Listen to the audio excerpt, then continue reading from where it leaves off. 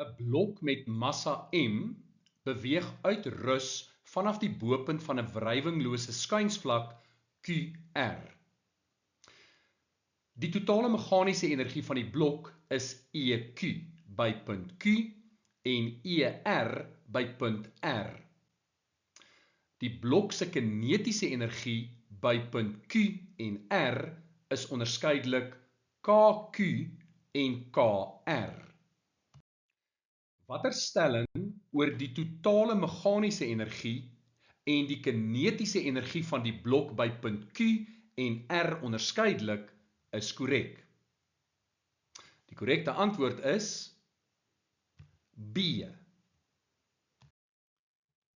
Die blok beweeg vanuit rus en gevolglik kan ons dan sê dat kinetiese energie is half mv². As v se waarde 0 is, dan is k se waarde 0. Met ander woorde, die kinetiese energie by punt Q is 0. Maar dan versnel hierdie blok teen die skuinste af, daar's geen wrywing nie, en die kinetiese energie by R gaan een of ander positiewe waarde wees.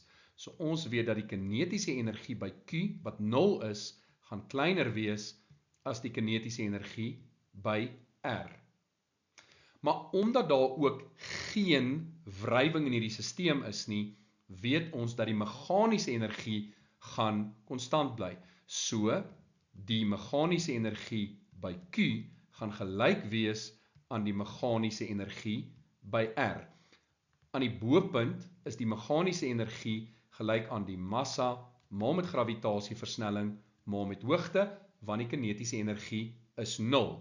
Maar soos hierdie blok dan afwaarts versnel, is daar 'n afname in die potensiële energie, maar 'n toename in die kinetiese energie. Die som van die potensiële energie en die kinetiese energie bly egter konstant, want die meganiese energie bly konstant.